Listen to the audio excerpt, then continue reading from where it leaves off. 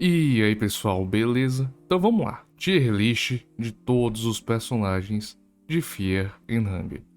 Então vamos lá, os ranks aqui são S muito foda, ou seja, um personagem brabo, muito característico, faria um boneco dele.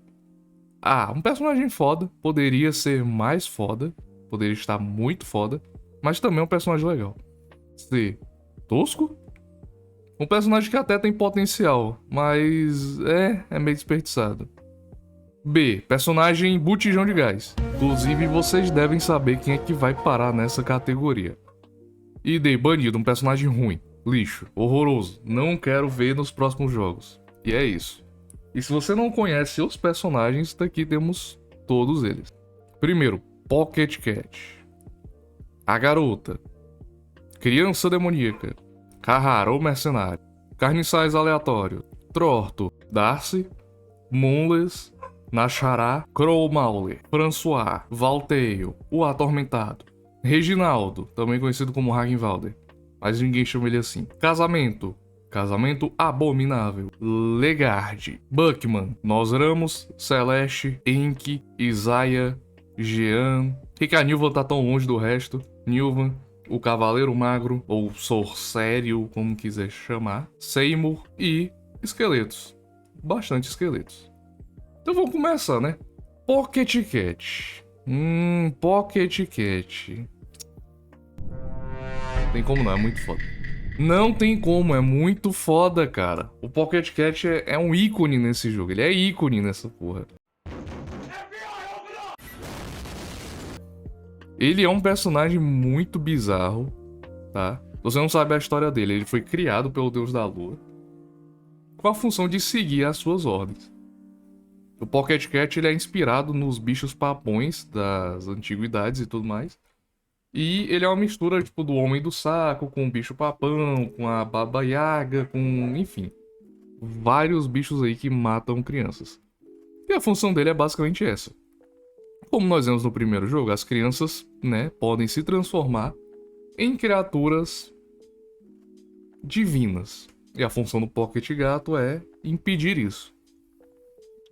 E inclusive a gente vê ele fazendo isso com algumas crianças durante o jogo. Ele pode pegar tanto a garota quanto a criança demoníaca e, bom, ele vai sumir com elas. E ele vai sumir junto também. Mas o que chama a atenção e o motivo dele estar no S é que as falas dele, a personalidade dele é muito única.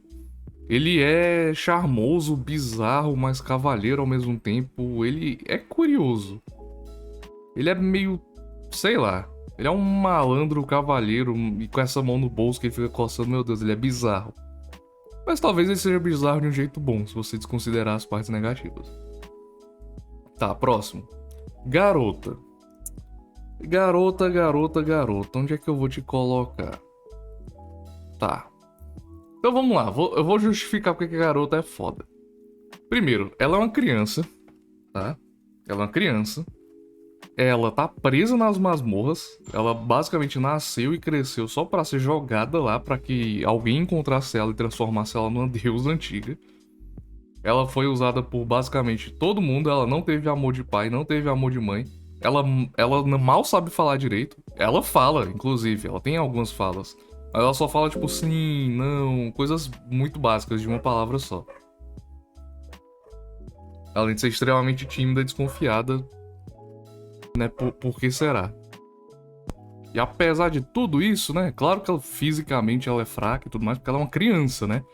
Mas olha, fisicamente ela não tá muito atrás do Ink, não. O Ink começa com 30, ela começa com 5. Mas aí. Pô, aí. Exercício. Ela crescer, ela vai ficar mais forte que o Ink. Questão. Mesmo com tudo isso, a criança ainda consegue ser uma maga excepcional. Ela é tão boa em magia quanto o Ink, tá? Que você pode ensinar pra ela basicamente todas as magias do jogo você pode ensinar pra ela. Ela consegue castar as magias bem de boas, dando um daninho mágico legal. E se você fizer a build certa pra ela, a criança não é inútil. E principalmente ela pode salvar sua equipe em momentos de desespero. Quando um dos seus personagens vai morrer, ela pula na frente e toma o lugar deles. Por quê? Porque a criança se importa com a sua equipe. Ela se importa com as pessoas que que salvaram ela lá de ficar presa e tudo mais. A criança é foda. Ela podia ser muito foda? Podia ser muito foda, se ela tivesse mais falas. Mas ela não tem basicamente nenhuma fala, e as interações com ela são bem... são bem... Mas enfim, a criança... e a criança, né, você não sabe. Spoiler, pula aí uns 30 segundos. A partir de agora, a criança vira a deusa do medo e da fome. Mas, mesmo assim, eu já fiz um vídeo explicando, não é ela que realmente mata o seu personagem e faz aquilo ali tudo. Ela foi apenas usada e ela não sabia que ela iria se transformar nisso. Então, talvez ela apenas tenha aceito o que realmente era pra ser. Próximo. Criança Demônio. Criança Demônio é um design... Assim, a Criança Demônio, você não sabe, você usa a magia Semente Demoníaca. Você planta sua semente dentro de um bicho que você tenha matado. E a Criança Demoníaca vai brotar. E depois de 6 minutos e 40 andando com a criança, ela vai crescendo. E no estágio final ela vira esse bicho aqui.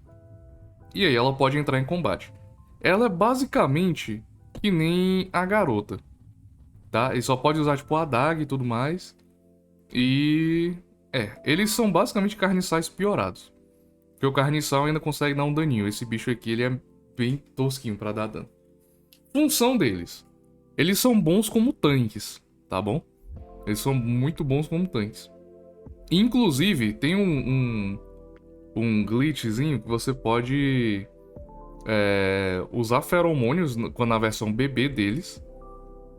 Que eles vão tancar muito. Eles têm uma redução de dano absurda quando eles estão na fase bebês. Antes de virarem criança, né? De poder andar. E você pode explorar isso a seu favor. Eles são bons tanques porque... se eles morrerem, você simplesmente faz outra. E é isto. Carrara. Carrara é muito foda. Não tem como. Não tem como. É impossível não botar o Carrara no S tier. Mais que o Pocket Cat?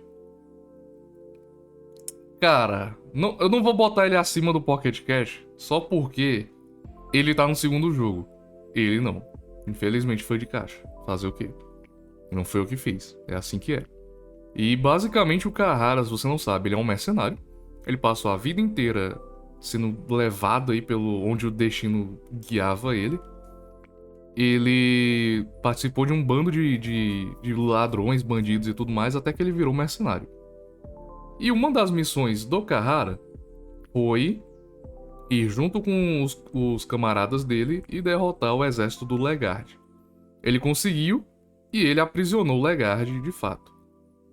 Porém, todavia, entretanto, muito tempo depois ele recebeu uma proposta para ir resgatar o Legard da masmorra, que ele mesmo tinha colocado lá. E ele pensou, Porém, devido à sua esposa Celeste, que inclusive tá aqui na lista, cadê ela? Tá aqui. Que tava grávida, né? E a gente vai falar dela quando chegar a vez dela. Ele precisava desse dinheiro para poder finalmente comprar a liberdade dela, a dele, basicamente, para poder sair dos mercenários, se mudar para algum lugar e viver uma vida tranquila de riquezas. Até porque Celeste estava grávida, né? E ele queria ser um pai legal. Basicamente o Carrara tá no S porque ele é o personagem mais carismático do primeiro jogo. Ele tem um jeitão de ladino, bonitão, chavoso. Ele é muito foda. O Carrara tem as melhores falas, ele não se abala por quase nada, tá? Ele passa pelo inferno inteiro, mas ele não se abala. Ele tá sempre, tipo, fazendo piada, rindo e tudo mais. E as piadas dele funcionam muito bem. Ele consegue zoar com basicamente qualquer situação. E ele é fundamental no grupo. Ele é muito carismático. Ele é o personagem que, se pá, do primeiro tem mais fanarts e coisas do tipo envolvendo ele. E ele é o personagem favorito de muita gente. E é justificado, ele é muito foda. E as habilidades dele no começo fazem dele o melhor personagem pra você iniciar. Ele consegue, tipo, fazer muitas coisas funcionarem a seu favor. Porque as habilidades dele conseguem quebrar um galho muito bom. Principalmente o lockpicking. E principalmente o Enguarde, que eu já ensinei você lá no vídeo de guia de personagens, como que faz. Tá? Então por isso ele tá aqui no S tier, muito foda. E vamos ver o próximo. Carniçais. O Carniçais eu vou botar ele no tier C. Eles não são meh, tipo assim. Eles fizeram uma coisa muito interessante com os Carniçais. Como assim?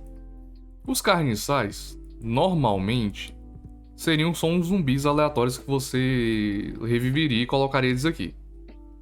Pronto, ficaria assim, tipo, se fosse um Carniçal normal. Pá, é um zumbi. Mas já na animação você vê uma coisa muito foda. Que é o seu personagem trazendo a alma do além e botando ela no corpo de novo. Isso já é muito foda. Porém, se você conversar com os Carniçais, eventualmente eles vão contar a história pra vocês. Isso aí. Os Carniçais têm sua história própria. Eles têm lembranças, eles têm memórias. E essa história deles é, tipo, bem secreta, até você tem que realmente falar com eles pra você conseguir. Mas dos Carniçais, um deles era um fazendeiro que veio para as masmorras para poder pegar tesouros e tudo mais para a família dele, para poder ter uma grana melhor em tempos de guerra. E ele acabou ficando preso, morrendo e se tornou um carniçal.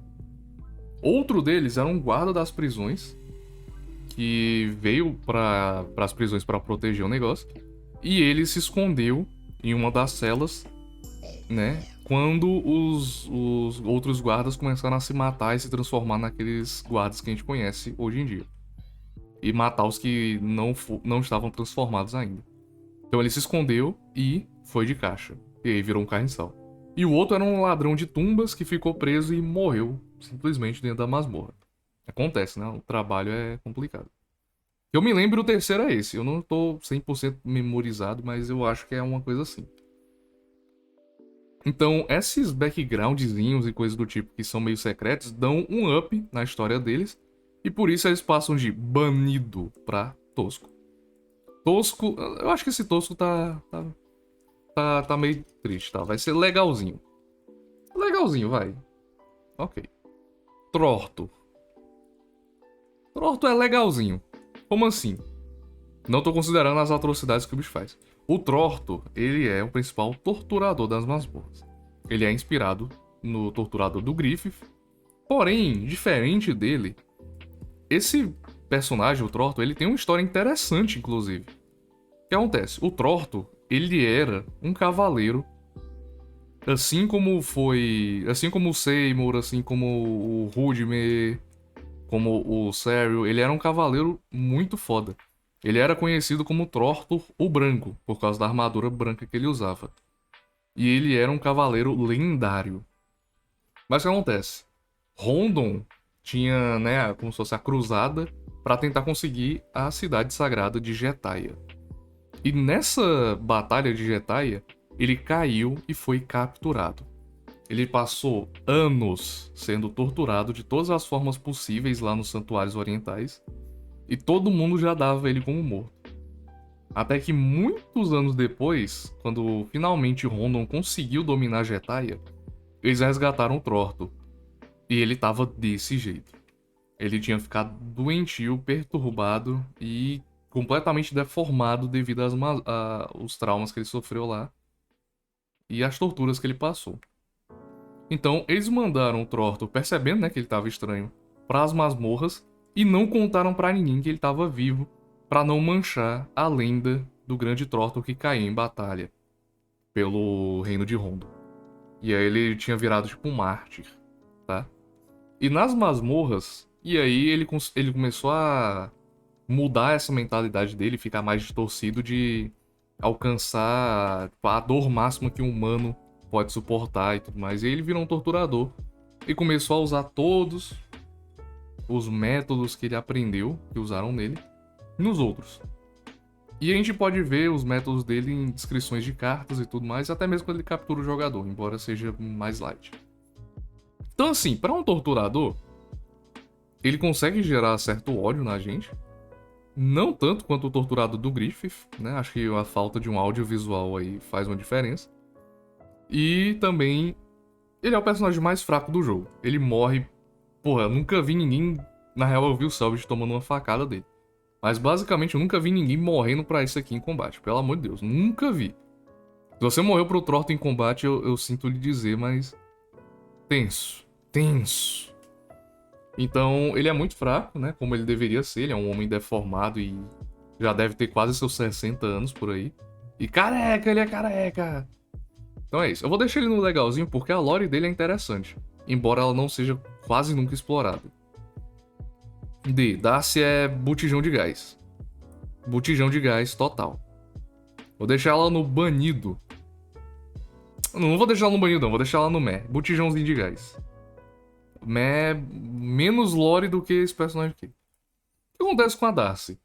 A Darcy até que tem uma história interessante. E esse é o principal problema dela.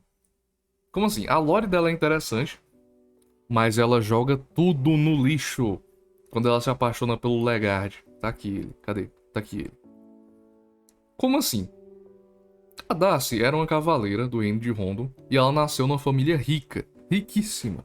E ela se tornou uma cavaleira pra lutar aí pelos cavaleiros sagrados de Rondon lá, louvando alma e os caralho. Ela era fodona. Questão.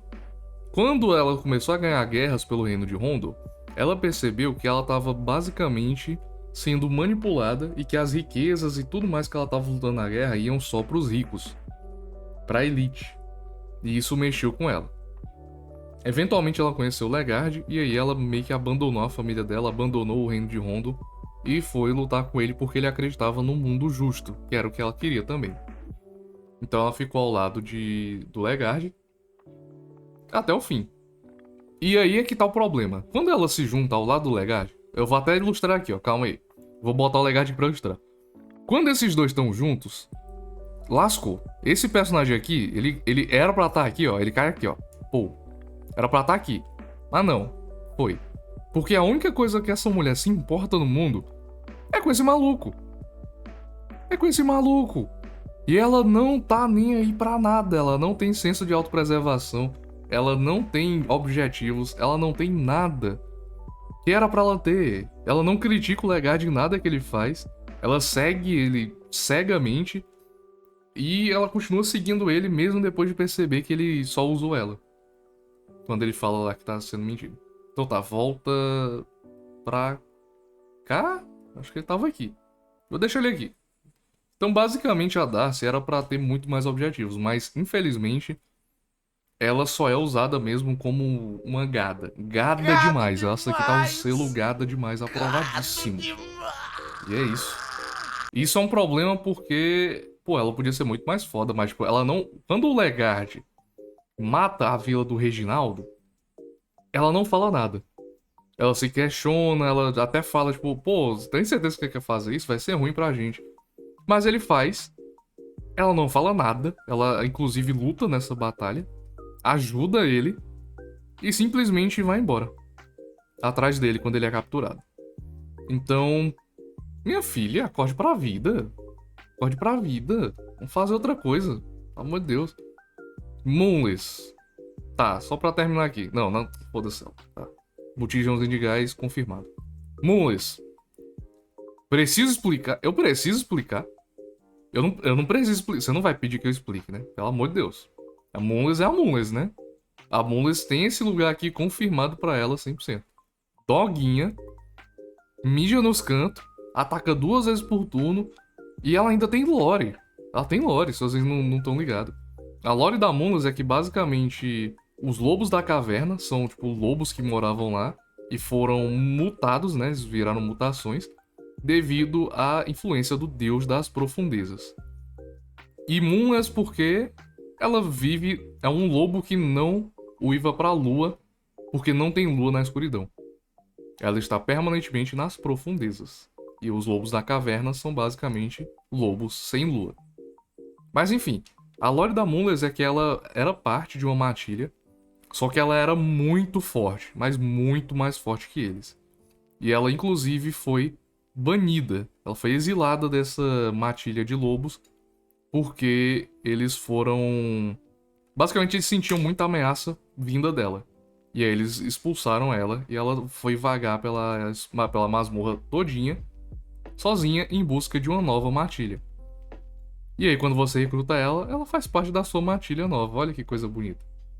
Que legal. Então essa basicamente é a lore da Moonless. E aí tem a lore do término e tal, mas não vou entrar em detalhes. Porque aqui a gente tá focando só no primeiro jogo. Então tá, Moonless tá aqui. E vai ficar aqui pra sempre. Nashara.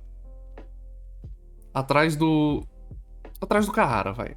O Nashara é muito foda. Mas ele é muito foda.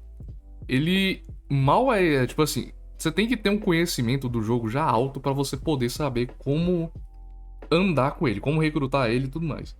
Porque você tem que fazer um Paranauê. Primeiro, você precisa de um talismã do Eclipse. Você precisa do Cubo das Profundezas. Você precisa ter ido a Mahabre. E você precisa ter equipado com o talismã quando você for lutar contra ele e falar com ele de boas pra poder recrutar. É um grande rolezinho que você tem que fazer pra poder, né, chegar nele. E quando você recruta ele começa a andar com você, ele é muito forte. Ele é muito forte mesmo. Ele é de fato o melhor companion do jogo.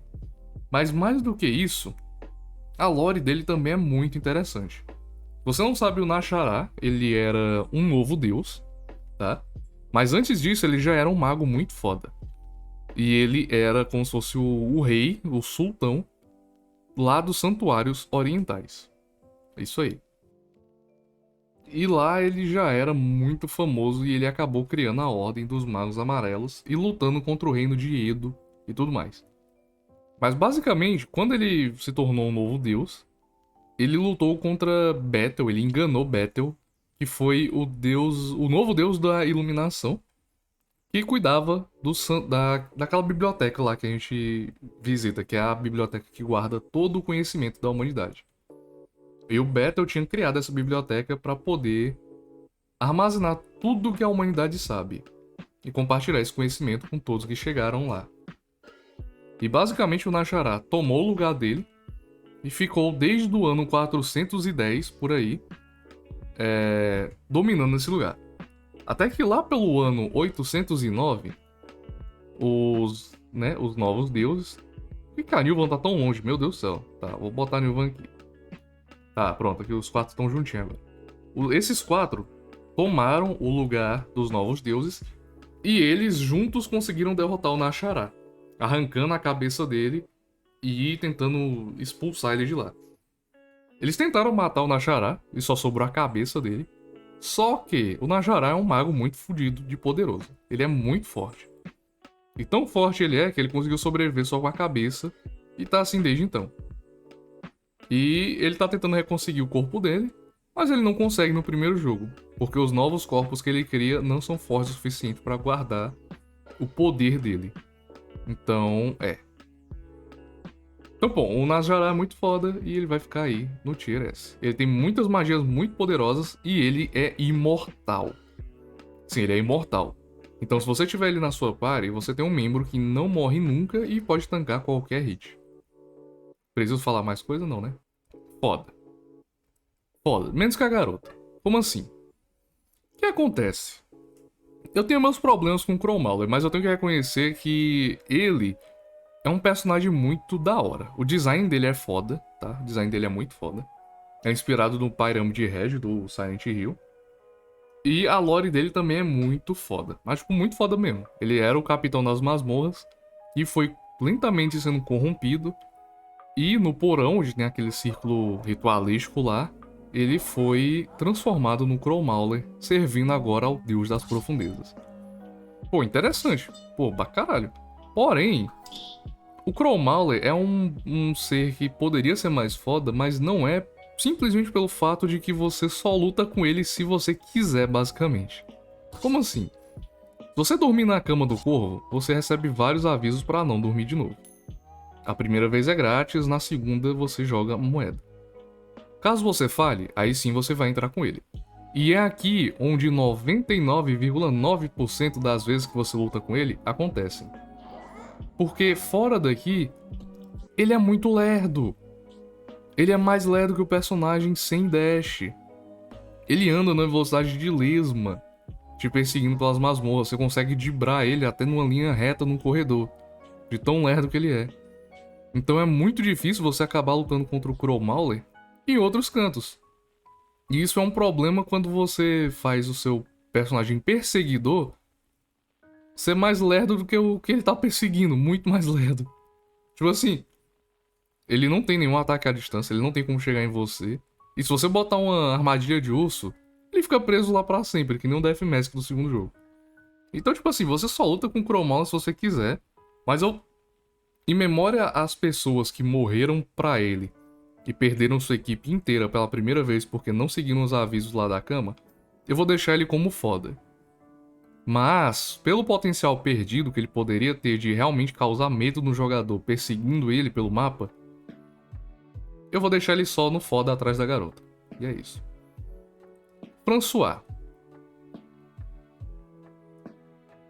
Legalzinho, vai. Legalzinho. O François, ele era o novo deus da dominação. E ele se tornou um novo deus basicamente com o mesmo objetivo do Legard. Ele queria guiar os novos deuses para poder unificar as tribos em guerra e poder ter uma humanidade pacífica. O problema é que ele se corrompeu pelo poder e ficou obcecado em manter o trono de ouro lá só pra ele.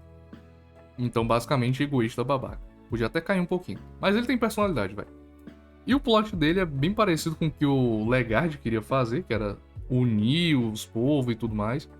Só que ele fez isso pra ganhar mais poder pessoal, ficar mais forte, pra aí sim ele poder fazer isso. Mas como ele ficou obcecado, ele não fez nenhum nem outro. Ele não conseguiu, então, bochinha. O Valteio. Meh. Poderia ser muito mais explorado, ele tinha muito potencial. Mas basicamente você só vai ver falas dele. Inclusive, pouquíssima gente sabe disso. Mas quando você derrota ele, você sai daquela área. Quando você voltar, ele vai estar enforcado e vivo. Ele vai conversar com o jogador se você voltar. Mas quase ninguém sabe desse diálogo. Então, perdido. Onde ele vai dizer que, ele achou que ele ia fazer a diferença, se tornando um novo deus. Mas não era tão simples assim. Então, beitado lixo. Atormentado. Pô, o Atormentado... me dói fazer isso, mas eu vou ter que fazer, guys. O Atormentado, ele tem uma lorezinha legal, tá? Mas ela é simplesmente contada em livros e tudo mais. O design dele é foda, isso eu posso confirmar. Tá, eu vou deixar ele aqui, vai, legalzinho. Porque a lore dele é muito fraca, porque não é expandida, então ele não fala, ele não tem boca pra falar. Mas o design dele é muito foda. Então, vou fazer isso aqui, vai. O design dele é muito foda e a luta dele é uma das melhores lutas do jogo, na minha opinião. Porque ele tem mecânicas muito únicas e ele realmente consegue, tipo, virar o rumo da luta fácil. Não é uma luta onde você sempre sabe que vai ganhar. Diferente de, por exemplo, o François, que é só você saber daquele exploit de ficar falando com ele infinitamente, que você ganha dele sem tomar um hit. Mas com o Atormentado, sempre é um mistério assim. Às vezes você vai tomar muito dano, às vezes alguém vai morrer e você nunca sabe mais ou menos como é. Então é isso. Nilvan. Eu vou ter que botar Nilvan aqui. Não, aqui. Tá. Nilvan é foda por quê? A Nilvan tem pouquíssima lore, é verdade. O design dela é legalzinho, é verdade. Mas quando você para pra pensar que foi ela quem orquestrou tudo isso aqui, muda um pouco sua concepção. Ela planejou tudo isso, inclusive a garota, que é filha dela, pra garota se tornar a deusa do meio da fome. E canonicamente ela conseguiu. Ou seja, essa mulher, apesar de ser uma cabeça de vento, como a gente vê lá no Dungeon Knights, ela conseguiu fazer um plano mirabolante onde tudo deu certo e ela conseguiu inclusive manipular outros novos deuses. E tudo funcionou a favor dela. Não só isso, mas dos personagens aqui, dos novos deuses, ela é a única que sai viva. Porque ela nem sequer luta com o jogador. E ela não luta porque o jogador tá exatamente onde ela quer, no plano dela. E é isto. Nilvan é foda. Embora podia ser melhor explorado. Reginaldo. Reginaldo é muito foda, tá? Reginaldo é muito foda. Ele tem muita personalidade. Mas ele poderia ser mais explorado. Será que eu desço ele? Não, eu vou deixar ele aqui mesmo. Foda-se. O que acontece? O Reginaldo, além de ter uma lore interessantíssima, tá? E ter falas muito da hora, inclusive o conhecimento dele sobre a deusa das profundezas, que nenhum Enki tem. mostram que ele é um personagem que, apesar de parecer um brutamontes e tudo mais, ele é muito mais inteligente do que parece. Inclusive, de todo mundo aqui dessa lista, ele é o único personagem que percebe que o Legard tá mentindo sobre a amnésia e que ele tá manipulando todo mundo. Ninguém, nem o seu senhor Ink, todo poderoso, inteligentão, percebe que ele tá sendo manipulado pelo Legard. O Ragnvald percebe isso. E quando ele percebe, ele mata o Legard, inclusive. Porque ele meio que tem um sentido assim, tipo, pô, esse cara tá me manipulando e ele vai fazer planos obscuros, tenho certeza. Então ele mata o Legard, cortando mal pela raiz. Não só isso, mas no final S dele, ele mata a masmorra inteira. E sai vivo ainda pra contar a história, com a Munles do lado, então muito foda. É isso. Não tem o que falar. Reginaldo... Ah, e a lore do Reginaldo, claro. Ele era lá de Oldegard, né, do reino da Vinlândia. É quê? Não, do reino de Oldegard. E aí ele foi pra Vinlândia com a tribo dele pra poder obter tesouros e tudo mais. Lá não era tão legal assim, tá? É uma terra meio que amaldiçoada, sabe? Com a influência de vários deuses antigos que ele nem sabia o nome. E não deu boa viagem, eles não conseguiram trazer muita coisa. Mas eles conseguiram trazer o Cubo das Profundezas, que é o artefato que estava na Vinlândia, e ele trouxe. E depois de tudo isso, aí dá merda, né? Claro, a gente sabe que o Cubo das Profundezas chamou a atenção do Legard, e o Legard foi lá e matou a vila do Reginaldo.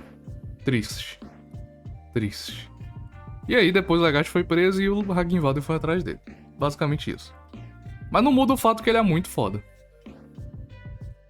E pro Legard... Pro Legard... Legard é foda, mas... Tá. Vou deixar aqui. Vou deixar ele aqui, vai. Legard, o pai da garota, fez todo esse plano, fez toda a masmorra, mas eu vou deixar ele no foda por quê? Pontos positivos. Ele foi muito inteligente, ele arquitetou um plano, né, bolado. Conseguiu dominar a região do Ragnvald e tudo mais. E conseguiu manipular os personagens para ele poder ascender. Tá? Isso dentro do jogo. Pontos negativos. Puta que pariu, que porra de plano estúpido foi esse, meu parça? O cara se jogou na masmorra do Finnang sozinho pra ser torturado. E basicamente isso contava com que a Darcy fosse lá resgatar ele. Cadê ela? Aqui. Ele contava com esse botijão de gás pra ir lá resgatar ele. Pelo amor de Deus. Qual a chance desse plano dar tipo, errado? E ele simplesmente morrer? Qual a chance dele simplesmente chegar na masmorra, ser preso e morrer 2 segundos depois? Porra, é isso que acontece com todo mundo. Aí não, o lírio do campo foi lá, se prendeu e achou que ia sair vivo. Resultado. Canonicamente, ele realmente morreu e foi sacrificado. Provavelmente pela Nilvan, como eu já falei no vídeo passado. Se você quer ver mais informação da história do Legard, vê lá o vídeo que eu fiz sobre a história do Legard. Basicamente ele morre e a Darcy vai lá e encontra ele morto, e graças a um feitiço que ela descobre depois que encontrou ele morto, é que ela traz ele de volta. Então, Parça tem sorte, viu? Porque convenientemente tinha uma forma de trazer ele de volta. E aí ele volta e depois eles vão lá fazer todo o Paranauê. Então tá, eu vou deixar ele no foda porque ele é um personagem inspirado no Griffith, né? Se você não sabe. Os ideais dele e a personalidade dele são interessantes. Mas caralho, ele é muito burro pra ser tão inteligente. Não faz sentido. E ele como membro de party é ótimo. Então eu vou deixar ele aqui no foda. Não é mais foda que a garota, porque a garota tem o poder do potencial. Ele não tem potencial, ele só é filha da puta mesmo. Tá. Casamento de carne. Olha, o casamento de carne... Eu não sei o que eu tenho que... O que eu tenho que dizer sobre o casamento de carne? Sobre lore? Ah, sobre lore... A lore é foda do casamento de carne. Eu vou deixar ele... Vou deixar ele aqui. A lore do Casamento de Carne é muito foda. O personagem do Casamento de Carne meio que você controla, então não tem como avaliar o que ele faz. Mas em lore e em conceito é muito interessante. Mecanicamente, eu tenho que avaliar mecanicamente então. Ser um casamento é muito bom. Não tem nenhum defeito em você se tornar um casamento, inclusive só tem benefícios. Você fica mais forte.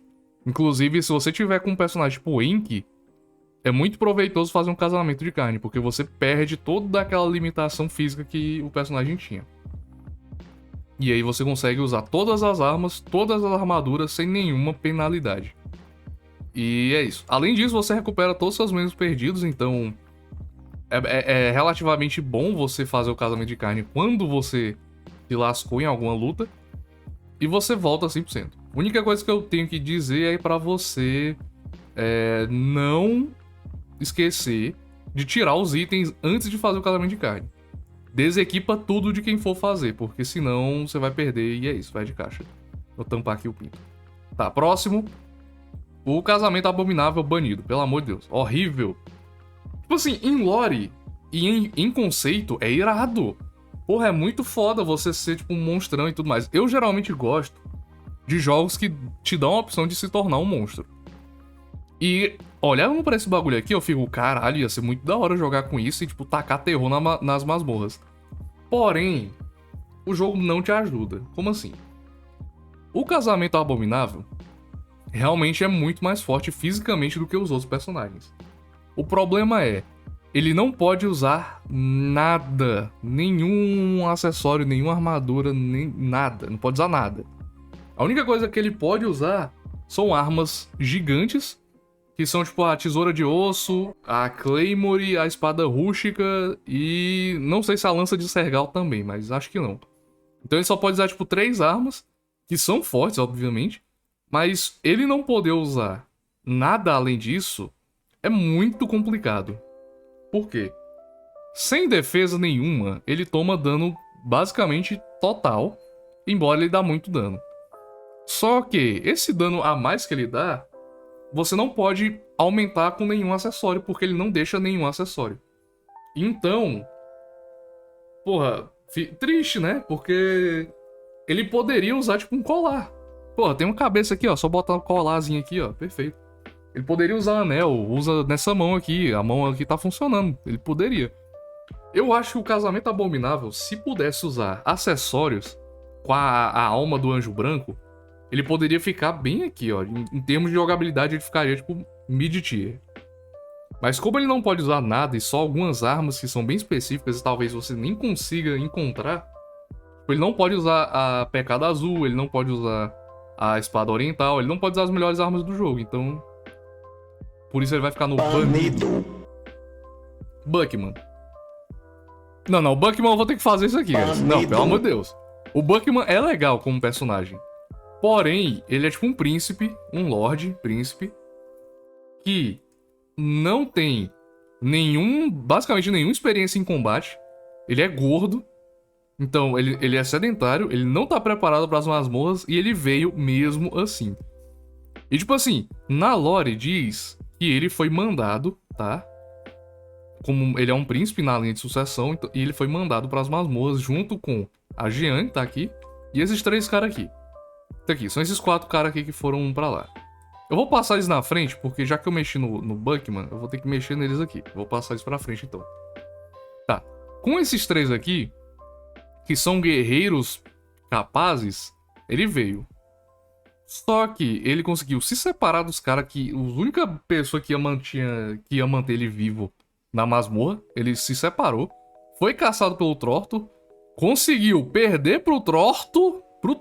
Ele conseguiu perder pro Trorto. Pelo amor de Deus. A garota consegue derrotar o Trorto, cara. E ainda, além do mais, ainda vira um casamento de carne amaldiçoado, abominável, sei lá, se você falar com ele, depois de resgatar. Ou seja, maluco, ele conseguiu falhar em tudo. Ele conseguiu falhar em tudo nesse jogo. E aí você pode me dizer, não, mas ele foi mandado para as masmorras porque alguém na linha de sucessão queria ele morto. E eu poderia dizer, pô, seria interessante. Mas não, ele aceitou. Ele aceitou vir pra masmorra. Ele se colocou nessa posição junto com esses 3 doentes aqui. Então ele vai ficar no banido por enquanto, porque apesar da lore dele ser interessante, na real não é interessante, ele só é burro mesmo. E eu gosto do Bugman, esse é o problema. Eu gosto dele, eu acho ele legal. Mas ele vai ficar no banido, foda-se. O Seymour. Ele só tem diálogos com o Buckman. Ele morre se você falar com o Buckman. Ele fica puto com você se você entregar o Buckman. O personagem dele é basicamente o Buckman. O guarda-costas do Buckman. É isso. Mas ele tem uma luta interessante. Como assim? Se você matar ele, você pega a Claymore. E se você usar o roubar nele, você pega o pergaminho que te ensina Leg Sweep. Ou seja, interessante. Tá, o próximo é o irmão do Crow Mauler, o irmão do Capitão Rudmer, o Sir Serial. Tá, o Serial. Tá, o Sir Serial é foda, vai. Ele é legalzinho, ele é legalzinho. Tipo assim, a luta com ele é interessante, tá?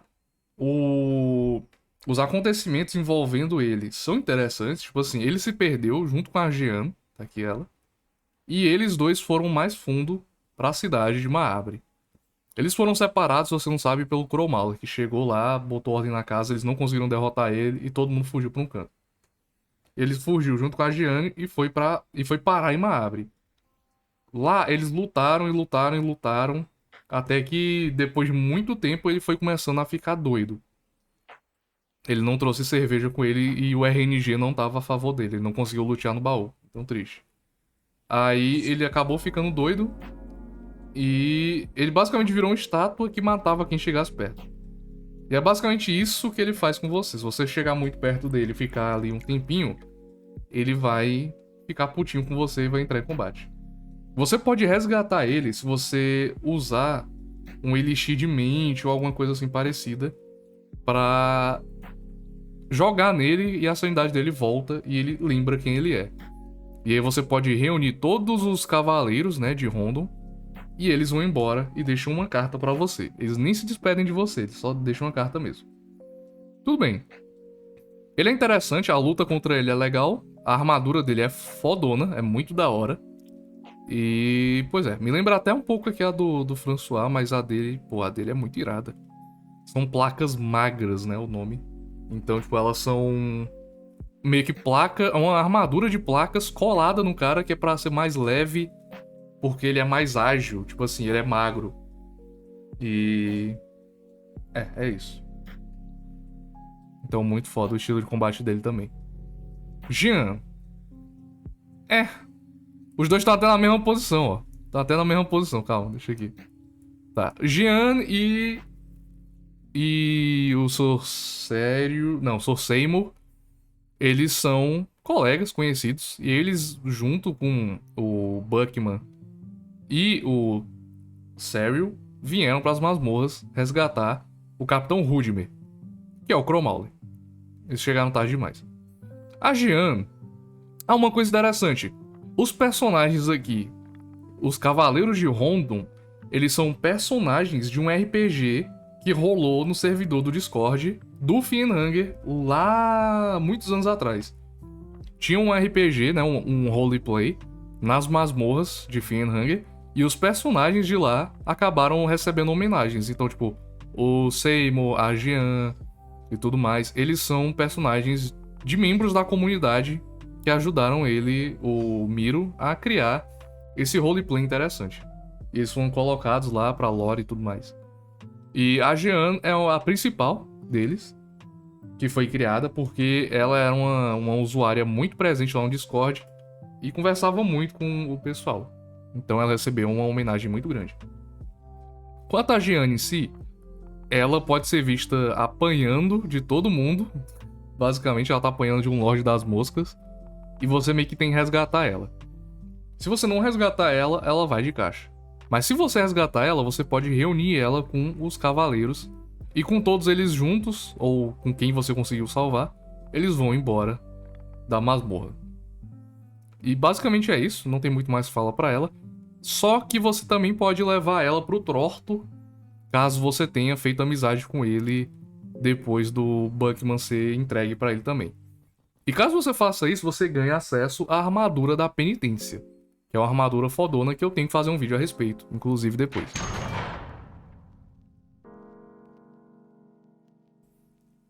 Então vamos lá, Nosramos. Nosramos é legalzinho.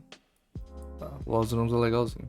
Tá, pera, por que o Carniçal tá tão... Eu vou reposicionar, calma, calma. Pronto, agora sim. O Carniçal, eu tinha esquecido que eu tinha botado o Carniçal lá na frente. Mas basicamente, o Nosramos ele tem muita lore, ele tinha muito potencial, inclusive ele tá na capa do jogo. Mas esse potencial não é muito visto, tipo, em muitas coisas. Ele só fala com o jogador e aparece de vez em quando. Com o Wink é que ele tem maior conversas assim e tudo mais. Mas ainda assim, ele poderia ser muito bem explorado, muito mais explorado, inclusive. Ele podia ter um papel muito maior na masmorra, que nem a Nilvan. A Nilvan também só tem falas, só é explorada, mas ela conseguiu, na masmorra, criar todo esse ambiente pro jogo. Então, eu vou deixar o Nosramos aqui, porque apesar dele ter diálogos interessantes falando sobre a ascensão e a verdadeira ascensão dos novos deuses, que eles estão errados e tudo mais, você mal fala com ele se você for um jogador assim, tipo, que não é extremamente chegado ao jogo e não conhece muito bem.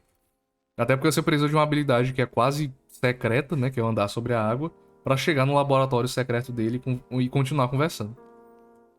E no mais é isso. Celeste. Olha, a Celeste tinha potencial, mas ela vai pro meh porque ela nem tá no jogo. Eu não vou deixar ela no banido porque ela não é negativa, ela é positiva. Eu vou deixar ela no meh porque a história dela é basicamente que ela é esposa do Kaara e que ela tá grávida. É interessante, mas ela não tem muito impacto no jogo, fora essa premissa de ser a esposa do Kaara. O que é triste porque ela ia ser uma personagem jogável. O Miro até planejou, fez os sprites dela, por isso que ela tem sprites aqui. E, pois é, ela ia jogar e ela ia estar grávida durante a gameplay. O sprite dela tá grávido, se vocês não percebem. Então, pô, ia ser tenso jogar com um personagem grávida. Ia ser tenebroso. Ia ser legal, mas ia ser, porra, medo. Protejam essa mulher a qualquer custo. E é isso. Basicamente ela vai ficar aí. Ink. Pô, o Ink é muito foda também, pô.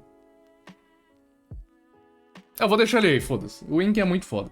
Eu gosto muito do Ink, apesar do jeitão dele de ser chatinho, chatíssimo com a gente.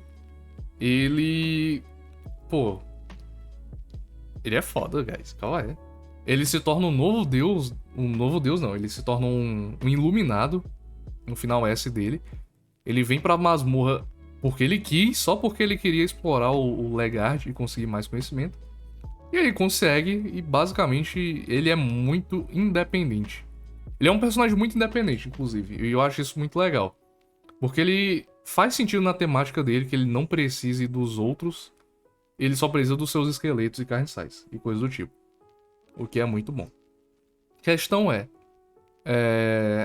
apesar dele ser muito inteligente e tudo mais, em lore, teoricamente, ele não encontra nenhum dos outros personagens.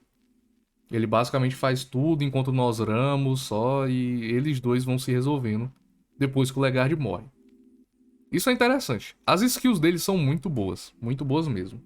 E as magias que ele tem acesso, né? Inclusive todos os personagens têm acesso, mas ele começa com um bônus muito grande para personagens magos. E magia nesse jogo é muito legalzinha de usar. Tipo assim, não é a coisa mais efetiva do mundo, mas é muito legalzinha de usar. E pô, olha, o design dele é muito irado. E é isso, não tenho muito a falar sobre o Ink, porque acho que de todos é o personagem que eu menos tive contato. Isaiah. Quem é esse maluco mesmo, hein? Porra. Não, tá bom, vai. Ele tá no jogo, então ele já é mais do que a Celeste. Aqui, tá. Importância dele. Ele é fundamental pro desenvolvimento do final S do Kaara. Ele tem experiências interessantes no jogo pra mostrar pro player. E ele consegue ser impactante quando ele é revelado. Porque, tipo assim, a história do Isaiah. Ele tá contaminado pela peste negra, que é uma praga que assombra Rondon e mata muita gente. E basicamente quando você pega essa doença, você basicamente tá morto. Por isso que ele tá usando uma máscara. Ele provavelmente tá, tipo, deformado aí de baixo. Essa doença vai meio que degenerando a pessoa de fora pra dentro. Então, Além disso, ele tem um golpe muito interessante no jogo, que é o toque da praga. Onde ele mostra a mão dele, tipo, sem luva, sem nada, e toca no jogador. E quando ele toca no jogador, parabéns, você agora está infectado. E o que isso faz? Nada. Nada. Porque basicamente você não tem tempo suficiente pra doença se espalhar. Mas você não sabe disso. Então você fica o jogo inteiro, se você tomou esse toque, pensando, meu Deus, eu vou dar um passo e vou morrer. Eu vou dar 2 passos agora e eu vou morrer. É que nem infecção, só que incurável, não sei o que. E isso é uma paranoia que vai pegando você, se você não souber o que é que faz. Incrível. E é muito bem feito isso, então eu vou dar esse mérito pra ele de ficar aqui. Porém, ele quase... pra chegar nesse ponto, você meio que... ou tem que lutar contra ele na primeira vez que você encontra ele, ou você tem que fazer as quests do mapa do tesouro. Que eu basicamente quase não vejo ninguém fazendo. Inclusive eu tenho que fazer um vídeo a respeito. Tá. Esqueleto, nosso último participante. O esqueleto vai ficar atrás do carniçal? Não, vai.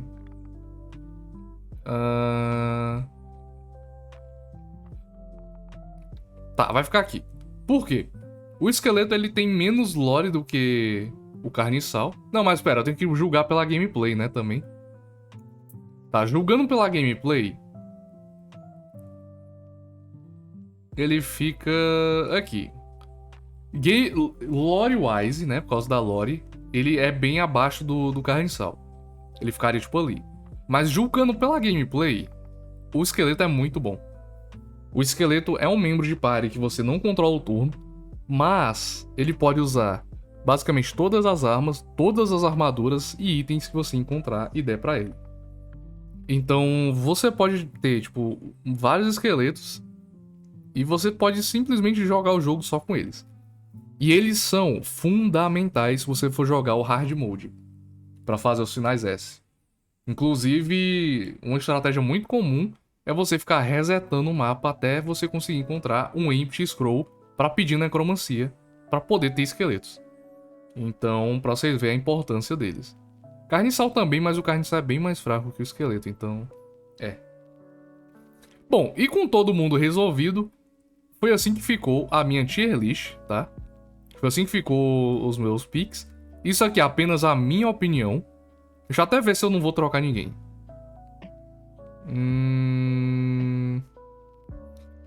Não, acho que tá bom assim do jeito que tá, guys. Tá legal aqui, vai.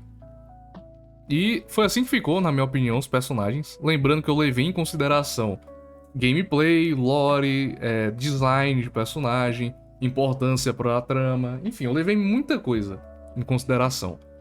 Mas pelos motivos que eu justifiquei em vídeo, esse aqui vai ficar a minha tier list final.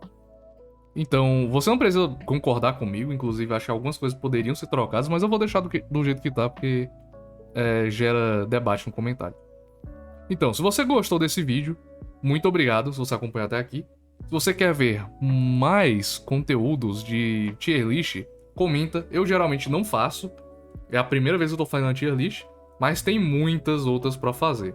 Se você gostou, deixa aí nos comentários e nos vemos no próximo vídeo. Falou!